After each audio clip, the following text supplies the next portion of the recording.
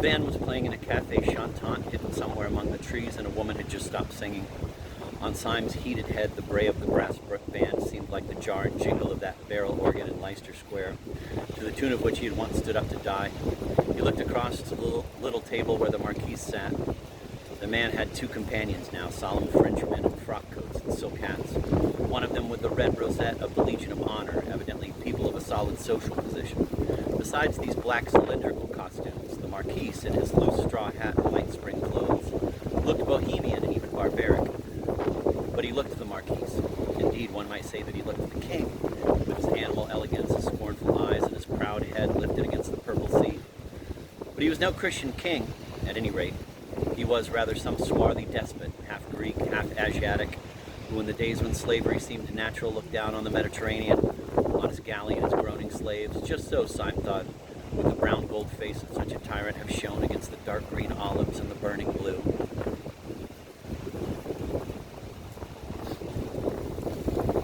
"Are you going to address the meeting?" asked the professor peevishly, seeing that Syme still stood up without moving. Syme drained his last glass of sparkling wine. "I am," he said, pointing across to the Marquise and his companions. That meeting displeases me. I'm going to pull that meeting's great, ugly, mahogany-colored nose." He stepped across swiftly, if not quite steadily. The Marquise, seeing him, arched his black Assyrian eyebrows in surprise, but smiled politely. "You are Mr. Syme, I think," he said. Syme bowed.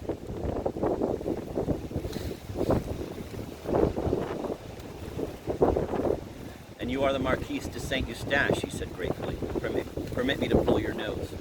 He leaned over to do so, but the Marquise started backwards, upsetting his chair, and the two men in top hats held Syme back by the shoulders. "This man has insulted me," said Syme with gestures of explanation. "Insulted you?" cried the gentleman with the red rosette. "When?" "Oh, just now," said Syme recklessly. "He insulted my mother." "Insulted your mother?" exclaimed the gentleman incredulously.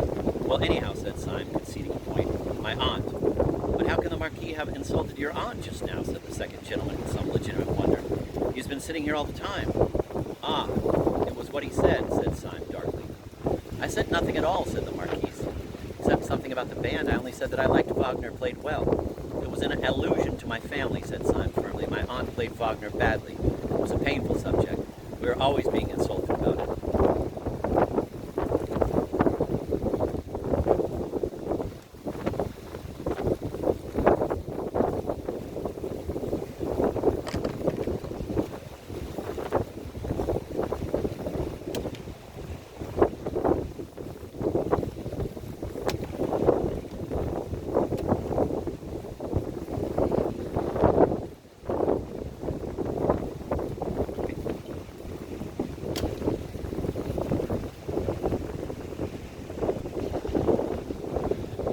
"This seems most extraordinary," said the gentleman who was décoré, looking doubtfully at the Marquise. "Oh, I assure you," said Syme earnestly, "the whole of your conversation was simply packed with sinister allusions to my aunt's weaknesses." "This is nonsense," said the second gentleman. "I, for one, have said nothing for half an hour except that I like the singing of that girl with black hair." "Well, there you go again," said Syme indignantly. "My aunt's was red." "It seems to me," said the other, "that you are simply seeking a pretext to insult the Marquise." "By George," said Syme, facing round and looking at him, "what a clever chap you are." The Marquise started up with eyes flaming like a tiger's. "Seeking a quarrel with me," he cried. "Seeking a fight with me. By God, there was never a man who had to seek long. These gentlemen will perhaps act for me. There's still 4 hours of daylight. Let us fight this evening." Syme bowed with a quite beautiful graciousness. "Marquise," he said, "your action is worthy of your fame and blood. Permit me to consult for a moment with the gentleman in whose hands I shall place myself." In 3 long strides he rejoined his companions, and they, who had seen his champagne-inspired attack and listened to his idiotic explanations, were quite startled at the look of him. For now that he came back to them, he was quite sober, a little pale, and he spoke in a low voice of passionate practicality. "I have done it," he said hoarsely. "I have fixed a fight on the beast. But look here and listen carefully. There's no time for talk. You are my seconds, and everything must come from you. Now you must insist absolutely on the duel coming off after 7 tomorrow, so as to give me the chance of preventing him from catching the 7:45 for Paris. If he misses that, he misses his crime. He can't refuse to meet you on such a small point of time and place. But this is what he will do. He will choose a field somewhere near a wayside station where he can pick up the train. He is a very good swordsman, and he will trust to killing me in time to catch him. But I can fence well, too, and I think I can keep him in play. lost. Then perhaps he may kill me to console his feelings. You understand? Very well, then, let me introduce you to some charming friends of mine, and leading them quickly across the parade, he presented them to the Marquise's seconds by two very aristocratic names of which they had not previously heard.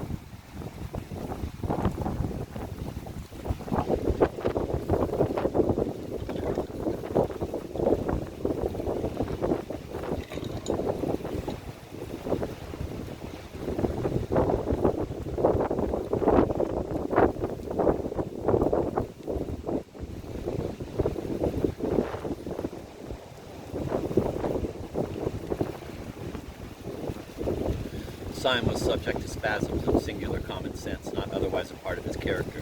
They were, as he said of his impulse about the spectacles, poetic intuitions, and they sometimes rose to the exaltation of prophecy.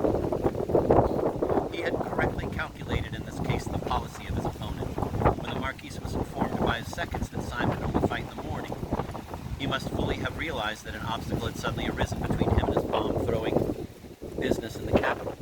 Naturally, he could not explain this objection to his friend, so he chose the course which Syme had predicted.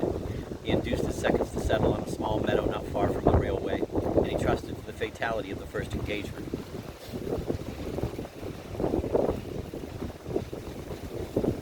When he came down very coolly to the field of honor, no one could have guessed that he had any anxiety about a journey. His hands were in his pockets, his straw hat on the back of his head, his handsome face brazen in the sun, but it might have struck a stranger as odd that there appeared in his train not only his seconds carrying the sword case, but two of his servants carrying a portmanteau and a luncheon basket. Early as was the hour, the sun soaked everything in warmth, and Syme was vaguely surprised to see so many spring flowers burning gold and silver in the tall grass in which the whole company stood almost knee-deep. With the exception of the Marquise, all the men were in somber and solemn morning dress with hats like black chimney pots. The little doctor, especially with the addition of his black spectacles, looked like an undertaker in a farce. Syme could not help feeling a comic contrast between this funereal church parade of apparel and the rich and glistening meadow, growing wild flowers everywhere. But indeed, this comic contrast between the yellow blossoms and the black hats was but a symbol of the tragic contrast between the yellow blossoms and the black business. On his right was a little wood. Far away to his left lay the long curve of the railway line, which he was, so to speak, guarding from the Marquise, whose goal and escape it was. In front of him, behind the black group of his opponents, he could see, like a tinted cloud, a small almond bush in flower against the faint line of the sea.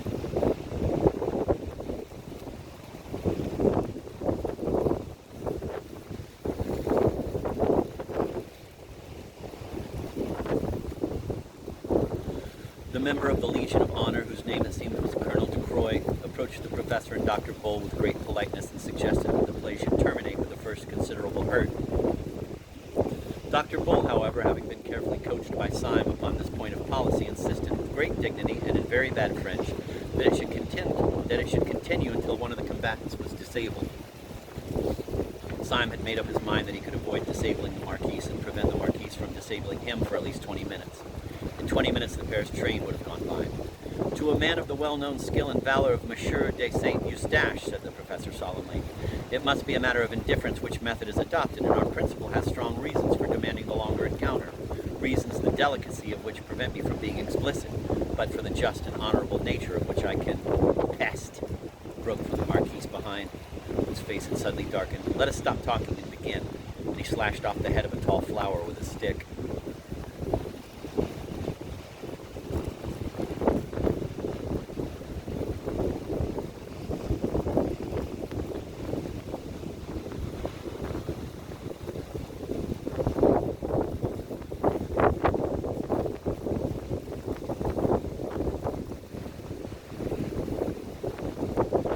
Syme understood his rude impatience and instinctively looked over his shoulder to see whether the train was coming in sight, but there was no smoke on the horizon.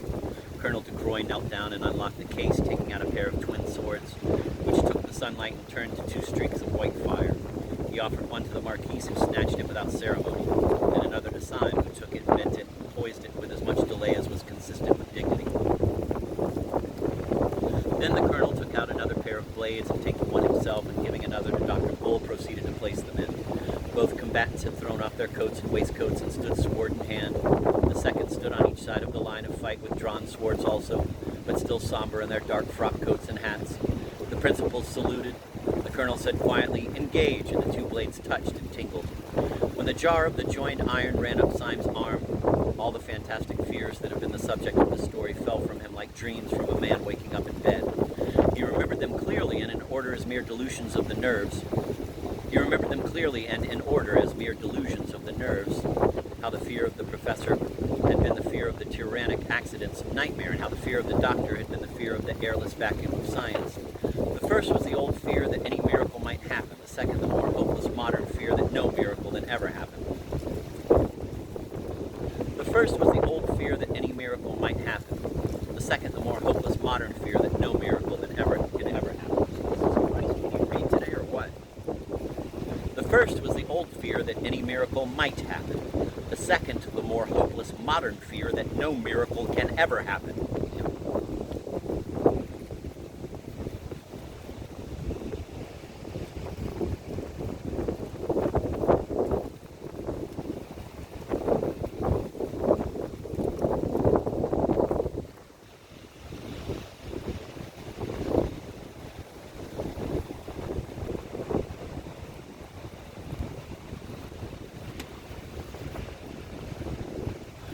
But he saw that these fears were fancies, for he found himself in the presence of the great fact of the fear of death, with its coarse and pitiless common sense.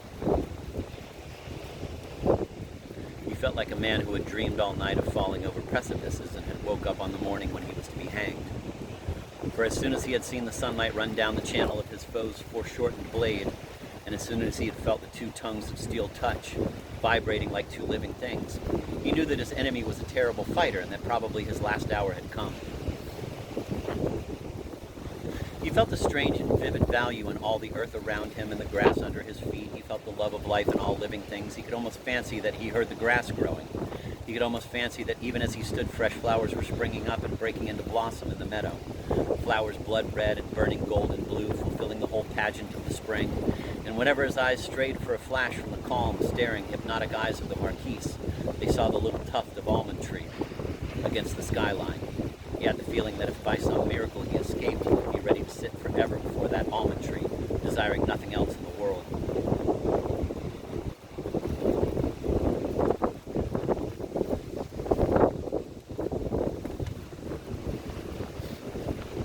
But while earth and sky and everything had the living beauty of a thing lost, the other half of his head was as clear as glass, and he was parrying his enemy's point with a kind of clockwork skill of which he had hardly supposed himself capable. Once his enemy's point ran along his wrist, leaving a slight streak of blood, but it either was not noticed or was tacitly ignored. Every now and then he riposted, and once or twice he could almost fancy that he felt his point go home. But as there was no blood on blade or shirt, he supposed he was mistaken. Then came an interruption and a change. At the risk of losing all, the Marquise, interrupting his quiet stare, flashed one glance over his shoulder at the line of railway on his right. Then he turned on Syme, a face transfigured to that of a fiend, and began to fight as if with 20 weapons. The attack came so fast and furious that the one shining sword seemed a shower of shining arrows. Syme had no chance to look at the railway, but also he had no need. He could guess the reason of the Marquise's sudden madness of battle. The Paris train was in sight. But the Marquise's morbid energy overreached itself. Twice Syme, parrying, knocked his opponent's point far out of the fighting circle, and the third time his riposte was so rapid that there was no doubt about the hit this time. Syme's sword actually bent under the weight of the Marquise's body, which it had pierced. Syme was as certain that he had stuck his blade into his enemy as a gardener that he has stuck his spade into the ground. Yet the Marquise sprang back from the stroke without a stagger, and Syme stood staring at his own sword point like an idiot. There was no blood on it at all.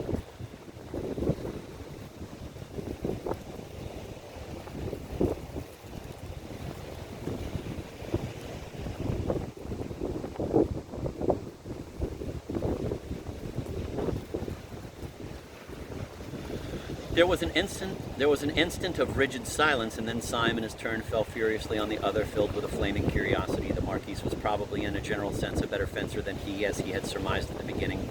But at the moment, the Marquise seemed distraught and at a disadvantage. He fought wildly and even weakly, and he constantly looked away at the railway line, almost as if he feared the train more than the pointed steel. Syme, on the other hand, fought fiercely but still carefully in an intellectual fury, eager to solve the riddle of his own bloodless sword. For this purpose, he aimed less at the Marquise's body and more at his throat and head. A minute and a half afterwards, he felt his point enter the man's neck below the jaw. It came out clean. Half mad, he thrust again and made what should have been a bloody scar on the Marquise's cheek, but there was no scar. For one moment, the heaven of Syme again grew black with supernatural terrors.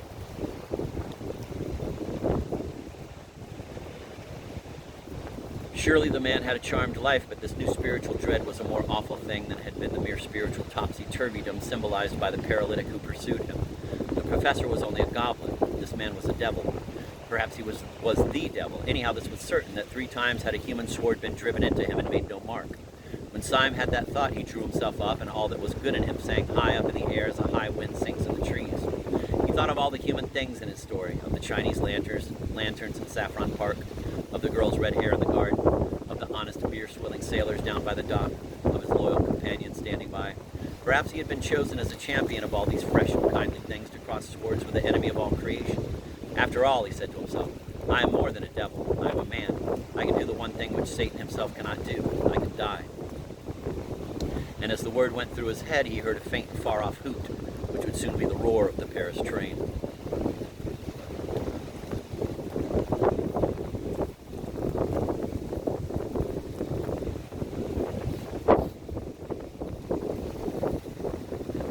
He fell to fighting again with a supernatural levity like a Mohammedan panting for paradise. As the train came nearer and nearer, he fancied he could see people putting up the floral arches in Paris. He joined in the growing noise and the glory of the great republic whose gate he was guarding against hell. His thoughts rose higher and higher with the rising roar of the train, which ended as if proudly in a long and piercing whistle. The train stopped. Suddenly, to the astonishment of everyone, the Marquis sprang back quite out of sword reach and threw down his sword. The leap was wonderful, and not the less wonderful because Syme had plunged his sword a moment before into the man's thigh. Stop, said the Marquis in a voice that compelled a momentary obedience. I want to say something. What is the matter? Asked Colonel de Croix, staring. Has there been foul play? There has been foul play somewhere, said Dr. Bull, who was a little pale. Our principal has wounded the Marquis 4 times at least, and he is none the worse. The Marquis put up his hand with a curious air of ghastly patience. Please let me speak, he said. It is rather important. Mr. Syme, he continued, turning to his opponent. We are fighting today, if I remember right, because you expressed a wish which I thought irrational to pull my nose. Would you oblige me by pulling my nose now as quickly as possible? I have to catch a train. I protest that this is most irregular, said Dr. Bull indignantly.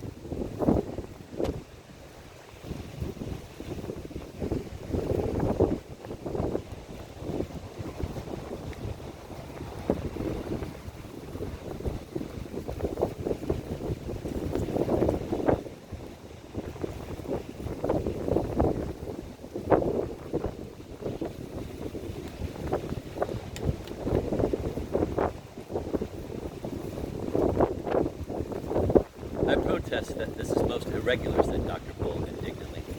It is certainly somewhat opposed to precedent, said Colonel de Croix, looking wistfully at his principal.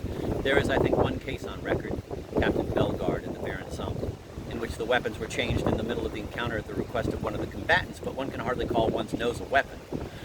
Will you or will you not pull my nose, said the Marquis in exasperation. Come, Mr. Syme, you wanted to do it, do it. You can have no conception of how important it is to me. Don't be so selfish. Pull my nose at once when I ask you. And he bent slightly forward with a fascinating smile. The Paris train, panting and groaning, had grated into a little station behind the neighboring hill.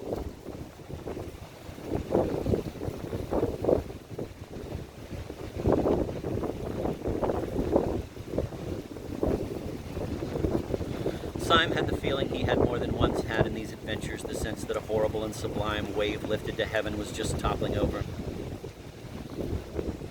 Walking in a world he half understood, he took 2 paces forward and seized the Roman nose of this remarkable nobleman.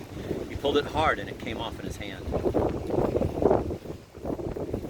He stood for some seconds with a foolish solemnity, with the pasteboard proboscis still between his fingers, looking at it while the sun and the clouds and the wooded hills looked down upon this imbecile scene.